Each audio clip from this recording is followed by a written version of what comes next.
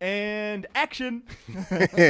Here we are. This is episode 388 of No Laugh Track Podcast. I am here with Mike E Winfield, who was here back. Mike, tell me when you were here. December of 2019, which some would say was a decade ago. Yeah. Others would say is less than a year ago. Right. So, yeah. A lot has happened, as you just said to me. We recorded a podcast back in December. Has a lot happened to you and I? Maybe not a ton. A lot has happened in the world. Yeah. We got a lot of catching up to do because of that. Yes. I know that, just from following you on social media that, well, like every comedian, you probably had stuff on the schedule. You didn't get to it in March, in April, in May, in June, in July, in August. So Let's go back, Mike. First of all, last night was great. Let me congratulate you on the great set last night. Thank you. And then I want to start with how were things? Let's go back to March. How were things looking for you before everything shut down? Okay, so how was 2020 supposed to go? All right, well, 2020, and I won't even dig into everything is how dark 2020 has been on such a disaster route. Yeah. But as far as, I'm on calendars, things are just steady and normal and all of that. I'm sitting on some big, huge stuff because I'm about a year. Last October, Heartbeat approached me about creating my sitcom, and they brought me in, and so I'm sitting on that news knowing, okay, we're going to work up with that. They're going to pair me with a writer and all that. And all that was amazing. All that is still in the process, and it's going great. I saw you posted just the other day. You're still meeting with networks, yes, right? Yes. Like awaiting news as we speak, right? So all that I had, and it was great. And then you start getting the calls around March when like, oh yeah, we're gonna stop this. All right, we're gonna postpone this, and they were moving it like 2 weeks, and then it was like canceled, and then it was like gone, and then it was like, when will the world resume? Mm-hmm. And then I'm sitting in front of my wife watching marriage shows every single day now, Married at First Sight, 90 Day Fiance, Love Island, Paradise Hotel. It was like, this is really insane. And then I discovered Zoom shows along the way. Yeah. Depending on how it is, it's either a disaster or less of a disaster. And well, you're talking about the one like you were doing them from your own home. Yeah, right? Yeah, and that's the bonus. Yes, true. I'm sitting in my own home. I saved a lot on travel and going to places. But then I'm like, damn, I miss the travel. I miss the solitude of being on a flight and just having my mind wander. Yeah. Empty hotel rooms, because my house is far from empty. It's like people staring at you, and we inherit people. And it's my, I'm trying to work out jokes of my wife. Meanwhile, she's on the other side of the laptop while I'm trying to work out this joke. That's never a positive route to go about it. And now we find ourselves here in August where I get a feel that stuff is, opening, other than California. California is on some shutdown craziness, but limited capacity around the world, and I see light. Yeah. I saw, and I agree. Things are looking better. We're not obviously not in the clear. That's for damn sure. But things are looking better. The shows are open here. And if you don't want to come, as I mentioned to someone on your Facebook the other day, if people, no more is there an excuse of when you post, hey, I'm doing the week at Acme, and people are like, oh, I wish I could. No more excuse. Right. Get a Zoom ticket. And see, this is why Zoom is different here. When I'm doing it in front of my laptop, all I have is my back wall. Sometimes I'll open up and try to do it. But here, you get multi-cameras. 3 cameras. You are watching a real show. Yeah. Which is like, yeah, they're utilized. That's different. It's not just a shot from the back of the room. It's the left, the right, yeah. And I asked Josh about the sales last night for Zoom just because I was curious. And he was like, oh, yeah, we sell them. And they put a limit on it so people don't just... I don't know the reason. I can assume reasons. But, yeah, it was great. I've been watching I came to the show last night for obviously because Ashley and I are huge fans of yours, but also because it was the funniest person contest that we do here yearly at Acme. So it was so last night was the first time I've been here for a live show since March. Wow. Yeah. However, I haven't missed a headlining show, because I've been staying home and watching on Zoom. So last night was my first night out. It felt just like you on stage saying it felt great to be out, stretch your legs, have a live crowd in front of you. It felt great to be here in the audience. Yeah, it was great to see you guys, and when I see you, you remind me of the relationship bag, like the material of jumping into those conversations. And I'm like, yeah, that stuff. And it was fun to be able to transition, because the way I opened up was about Minneapolis having a lot of elephants. Yeah. And I'm glad I got to, touch on things, but got to what I really enjoy discussing. Now, so you've been spending so much time at home with your wife, with Stepman. He's still at home? Stepman but he's working his way out because he has his part-time job now. And now he's looking for his own whereabouts to live. I'm like, okay, Cross the street next door? Hey, let's try the real world out to a degree. Wow. Yeah. Think of all the material that could lead to. So that's kind of what I'm getting to is, so this kind of means you've been spending more time at home than you have. Yes. And how many years, really? I don't know. But no, you're right. Right? A lot of years. So you're seeing different things. I am. I've been walking my dog. That's something that stopped during me touring all the time. Yeah. Now I'm walking my dog every single day. And I'm like, okay, look at that. That's probably the time you can get the solitude. I mean, you're with the dog, but No. No? Well, no, why not? She comes. My wife comes. Oh. We do everything together. Yeah. We watch television together all day. We eat together. She doesn't work, so she's home with me.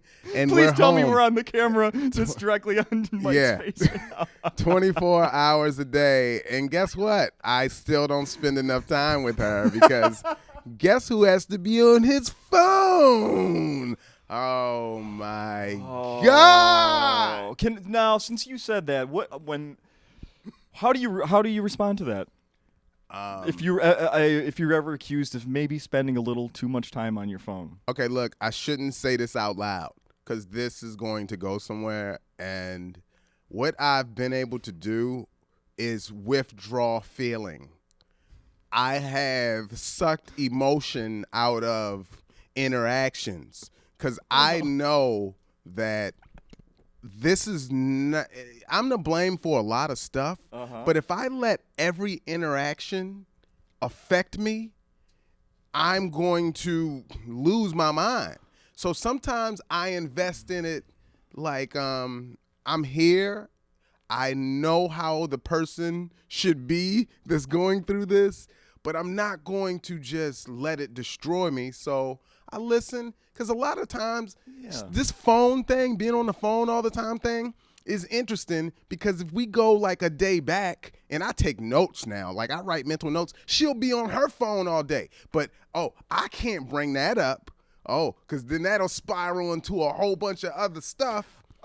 Really, Mike? Because is that what we're going to turn this into? Is a competition? Oh, you get to spend and I don't, or vice versa? Yeah, you don't want that, right? Right. That's the reply is, is this tit for tat? You don't want to get in the tit for tat, right? Right. And it's I've done this before. I've been here before, and it's just okay, you have to do what's best for your well-being and mental health.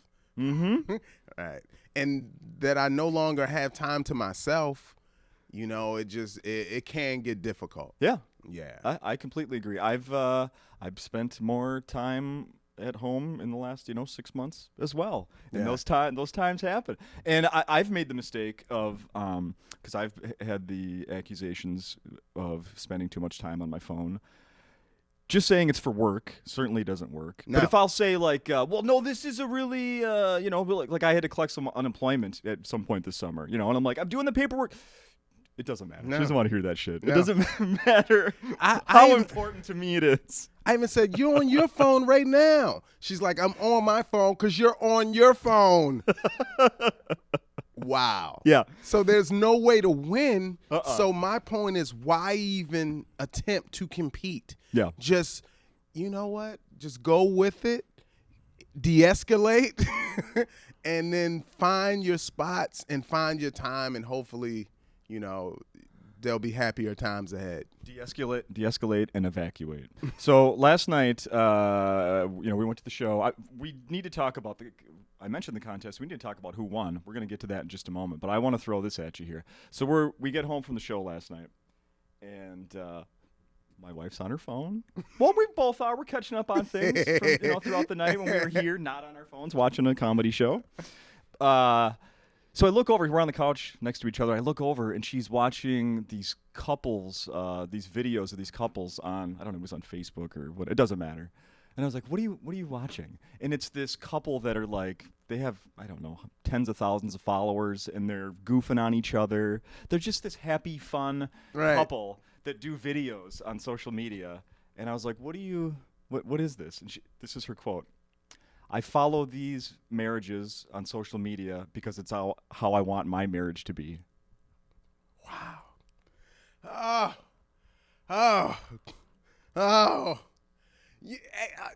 You know what? This is how I feel about that. What people do, like many people, is document the positive. Yes! It's the same way a lot of the stuff I talk about on stage is the negative. Yes! That doesn't mean we don't have positive times. Yes! Oh, God. When will the ears open up to realize that nothing is, like, perfect? And that's why I jumped into this piece that I'm working on, and I feel like the entire week I have it, is that how we measure our relationships are different.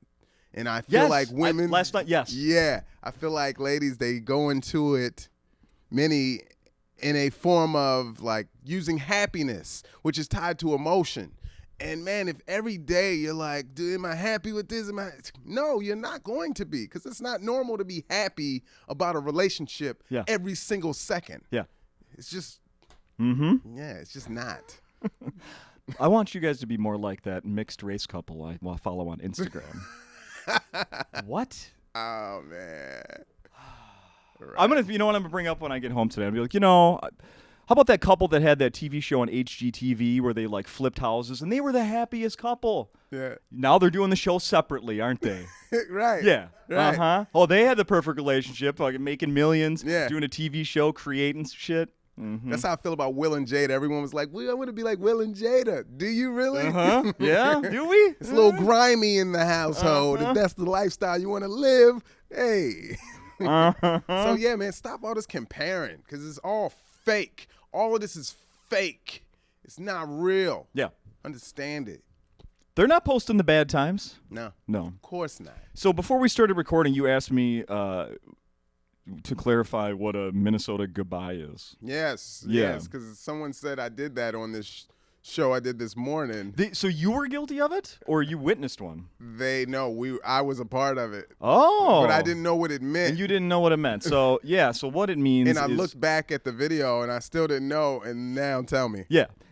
It's saying goodbye that ends up lasting 20 minutes, 30 minutes, 40 minutes. You said goodbye in that first minute, and then 10,000 conversations start. And they're a lot of times they're meaningless. They're just like, sometimes it'll be like, oh, hey, by the way. It can be those last second things that you meant to mention to somebody. I got to squeeze this one in, but a lot of times they're just nonsense. Oh, and people, I don't right. know if it's because people have such a hard time saying goodbye, but they can go on forever. That's and when you're the patriarch of a family and you're trying to get everyone into the car, let's say leaving grandma's house or something, and the goodbye goes forever. It's like, I went out and started the car. It's December.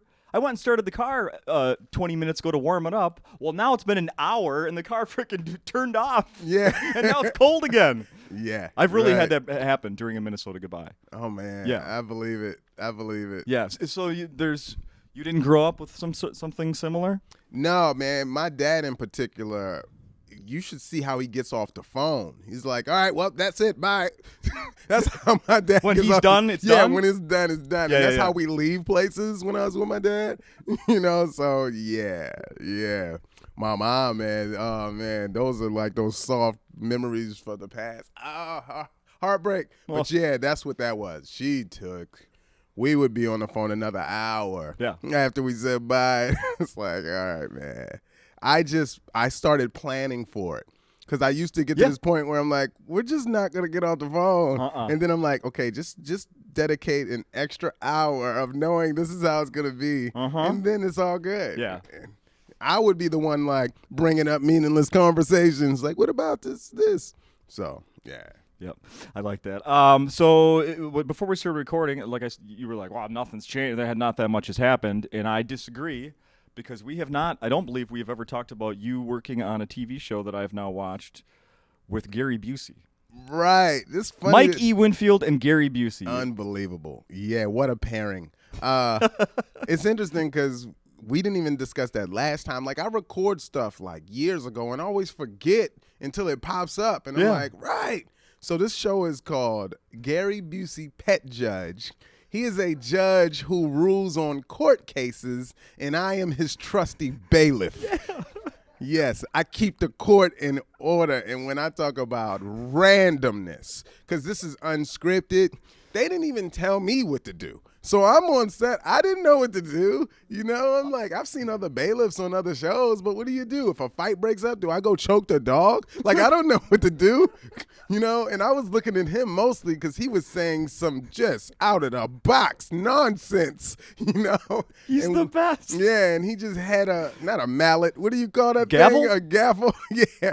And I was like, what am I doing right now? This was so fun because it was so unpredictable, and he's a special guy. I didn't have history on him. You know? People were telling me stuff as I was going through the process, and people were go, like, you know why he's like that? Man, I've heard every single story. I've heard a lot, and to this day, we don't know if the cases were real or fake, but he ruled on each one of them like.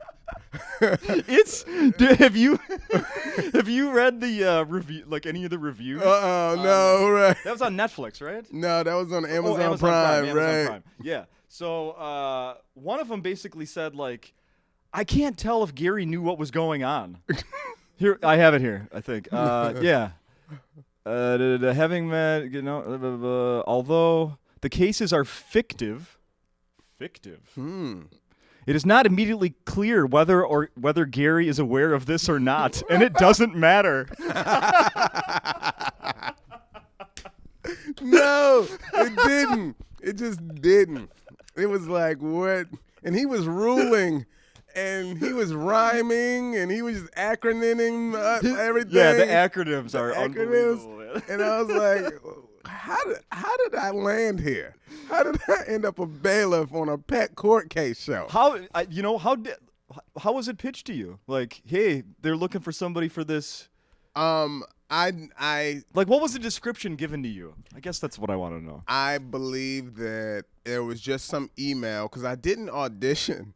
And after looking at it, there was nothing to audition for. It was like I was just saying whatever I wanted to say. Casual bailiff. Yeah.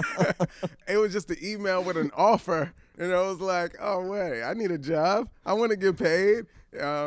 6 episodes, I'm in. Yeah. And Ian, another former No Laugh Track guest, Ian Abramson, was part of it as well, right? Right. Yeah. Right. And we just went out there and was in the moment. It's a lot of life. Just be in the moment. So when TV shows go back into production and everything, when is season 2 going to be recorded? Great question. People want it. They want the show. So it feels to me like as soon as it's able to be, I just love it. Yeah. The first one was about a cat that died and whether they wanted to put it in the lady's mausoleum. Yeah, right. It was and the cat's name was Mao Zedong. It so was stupid. Yeah, man. We had like I think we had like a dog that had a wheel on the back. We had ostriches. It was all types of animals in there, man. Did they have to check to see if you had pet allergies before you? Was that the criteria? No allergies. I guess I was just supposed to tell them because they didn't ask. But it was like custody battles over the animals, which I'm like, okay, I could see that happening, I guess. And the way he ruled, it wasn't ever finalized. Like the way he ended the court cases were like, and then the world must go on. this is Gary Busey, pet judge. And that was it. And I'm like, wait, who won? The whole world, someone needs to tell the world they're in on it, right? Hey, man, it was funny because, yeah, a lot of the people, when they were getting interviewed on their way out, they were like, I'm not sure if I won or if I lost. Oh, my God, that's so great. Oh. The other show that I actually watched it this morning. You did an episode of a show on this one is on Netflix. Cooked with Cannabis. Cook with Cannabis, yeah. You know what's interesting? I've never, like, even outwardly been the weed guy like that. Yeah, you know? I was like, what is... Yeah, right. How did they... What? Right, you know... I could say from time to time I have dabbled, you know, Yeah. and this was just such an interesting concept. They were putting it in food, professional chefs. Yeah. And when I talk about what an experience, you know, these guys were so talented at mixing up these, you know, meals and ingredients. But what I It's think... a THC fusion. Yes. Huh? Yeah, right. They were fancy with the wordplay. Yeah. But I think I overdid it. And what I mean by overdid it is I wanted the show to have like real life effects. So instead of waiting for the food to kick in, like I know it would when you do edibles, it would take a few hours. Yeah. We started up the party early. You did? Yeah, okay, we I was started gonna up ask the party early. So when I got on there, and I'm not so used to how that feels because I'm still new to the game. And yeah, man, we were spacing out. We were really zoning off and coming back, and it just was. So I didn't get all the effects of the food. The food that I tasted was like, oh, this is good. I could tell you what the taste, but as far as the THC, that didn't happen until I left. You're home? Yeah, I left, and then I'm like, okay, now this is the food. I'm feeling the food effects. So that, I mean, the episode you're on, it's the only one I watched. It was only about 20 minutes long. Oh, was it? Yeah. So I assume they were trying to make that maybe to put it on television for some commercials and stuff. I don't know. But how? It was for Netflix. When we recorded it, they said Netflix that. Interesting. Yeah, with Well, Khalees. how long was it? Just one day to do a 20-minute show? It was one day. And I mean, it has to take a while to do all the cooking. Yes. Yeah. I mean, we were there. I mean, they timed things, but it felt like it was over. Like, it was like 2 hours for the taping. Yeah. So we were there for a while. It was just a lot of cuts. Yeah. A lot of cuts and editing. Sure. Brooks Wheelan was there. Yeah. Another He's hilarious. podcast favorite Right. here. Right. We had a blast. Wild. As someone from California, I mean, you probably have many more. If you wanted to dabble in more fancy edibles. Yeah, it's fun. I've done shows. That's how this is how it happened. I did some show called the Cannabis and Comedy Show. Okay. And this lady just reached out to me directly. I think it was because of my hair, you know? So I booked the show, and then there were all these vendors. And that's literally how I started. And they just handed all this stuff, and I was just like, okay, I have it. And I wasn't touching anything at that point. But then it was like a month later, and I looked at my wife. I'm like, what's the point of having a closet full of weed if you're not going to just experiment? Why am I not doing it after all these years of life? So I tried it. Yeah. And I did what people typically do on the first thing. I overdid it. You know, I had this THC-infused soda. Oh, yeah. I drank half of it. I'm like, all right, I'm going to take it easy. It's 2 hours later. I don't feel anything. I'm like, all right, so I finished the can. Bottoms up. Mistake. Yep. Yeah. And I'm talking an hour later, I'm crying. Oh, no. Like real, genuine tears. No. And it felt good. It felt like I was releasing pain and emotion. And I was telling my wife how much I love her. And then all these dark secrets were trying to come out. And I was like, don't say that shit out loud. No. And then I'm watching TV and I'm attracted to every person on TV. Like, oh my God. And then that was like this inner dark lust that was trying to escape. And then my wife, she took advantage of me. And that's why we're not right to this day. Out of nowhere, we're having regular conversation, laughing, joking. I'm like, I love you. She's like, I love you, Michael. And then out of nowhere, she's like, have you ever cheated on me? Because she knew that I was like spilling all the truth. And I like was taken back, like, and then I told her, I was like, no. And why would you do this to me right now? Damn. And I kept crying. And then I confronted her the next day, like, why would you do that to me in my most vulnerable state? And she's like, it was nothing. I was joking. I'm like, no, that wasn't a joke at all. You took advantage of me. And that's why I learned moving forward, if I ever smoke weed or do anything, I'm going to do it with someone I trust. And it's not my wife. So I don't do it at home, man, because I don't trust her. Mike, we're having such a great moment. I love you so much. Do you have a secret bank account I don't know about? She really went for it. And then she tries to downplay it to this day. And I'm like, no, you know what you were doing. You know. Damn. Yeah. Was she smoking too? I had did that soda, so I was Oh, doing the soda, edible, that's right, yeah. And I think she took like a hit or something, and she was familiar. She had smoked weed before, so she took a vape hit. But yeah, man, wow. Yeah, be careful. Yeah. Make sure you trust everybody. You got to make sure you trust the person you do that with. Oh, my God. That's so awesome. I need to know what was going on. I saw some pictures in your Instagram timeline. You did a show where everybody was wearing headphones. Oh, man. What was that? So now in the time of like figuring things out, this is probably one of the best shows I've done. Also, it was in Sacramento. I don't know if you've ever heard of the silent disco.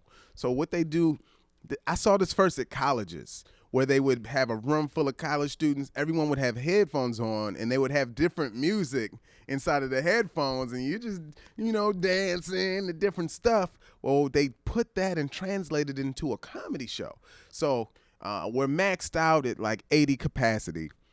And then you have everyone with headphones, including the comedians, and your jokes are literally going right into the headphones. And we did this show outdoor.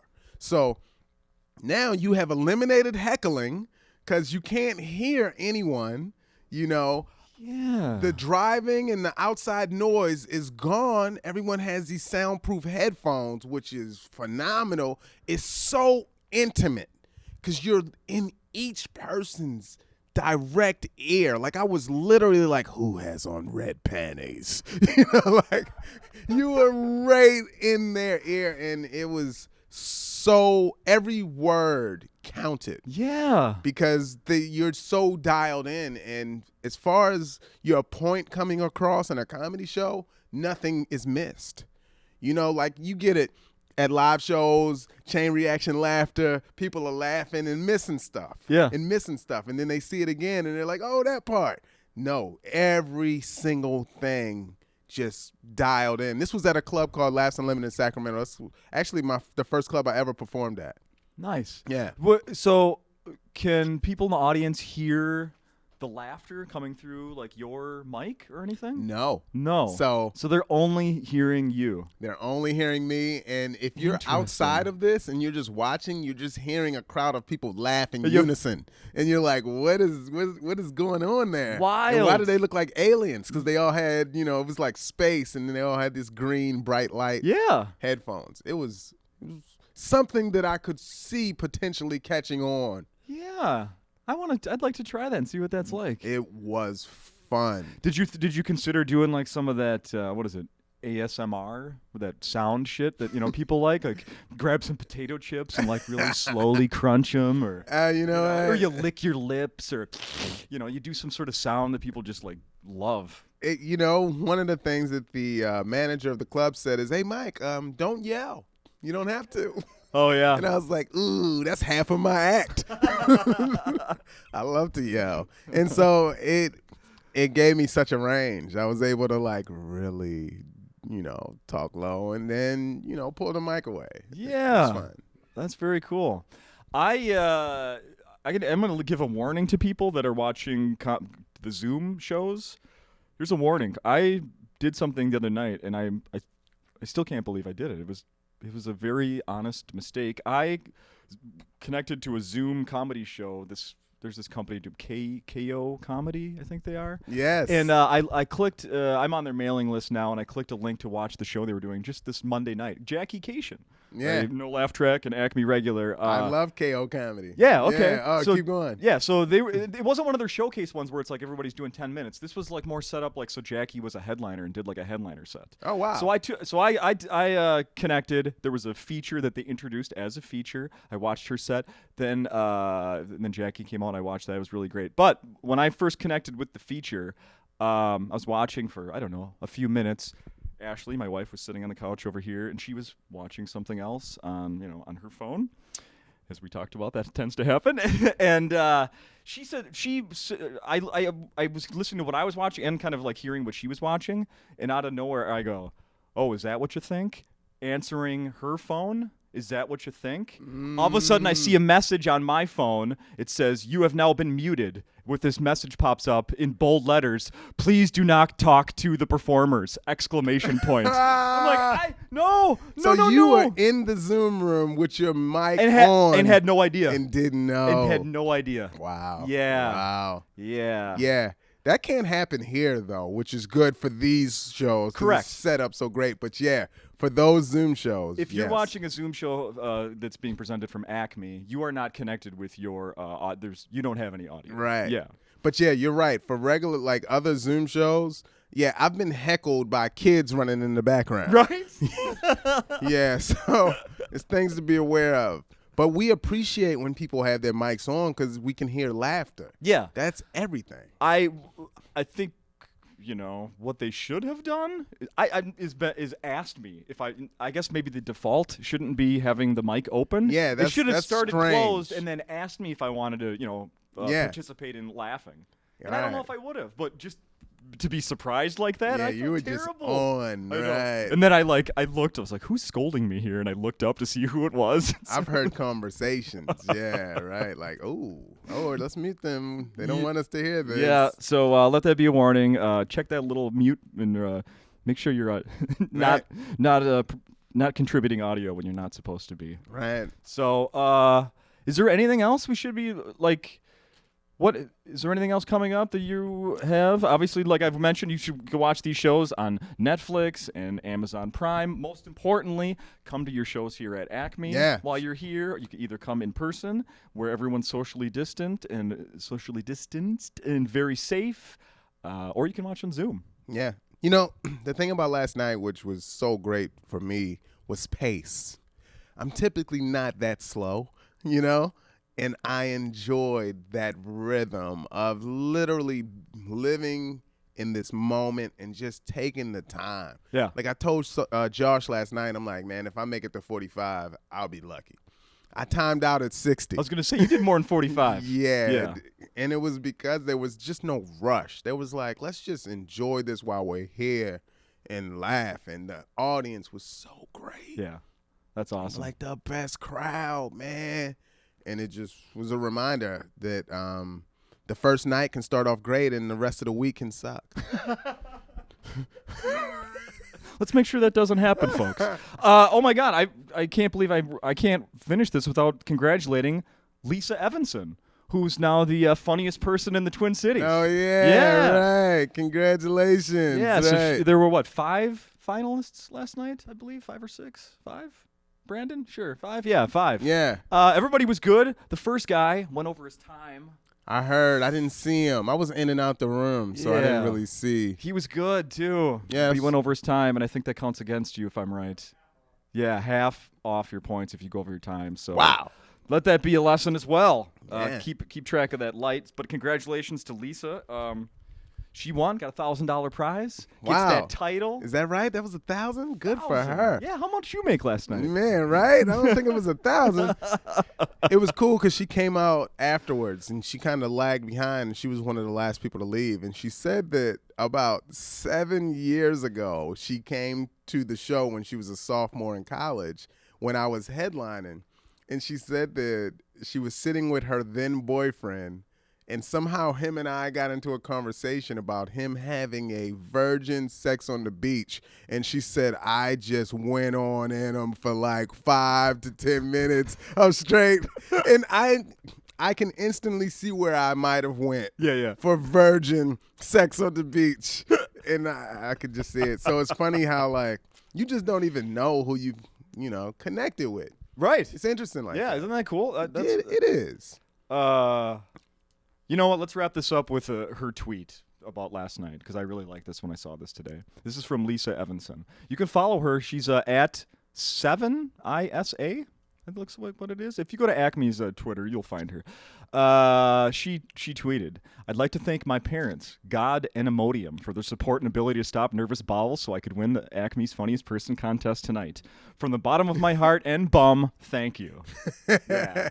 That's great. Uh-huh. That is great. And as someone who gets that nervous belly sometimes when I have to be, do something important or whatever, I can relate to that. I can relate to that sentiment. Yeah, absolutely. I remember those feelings.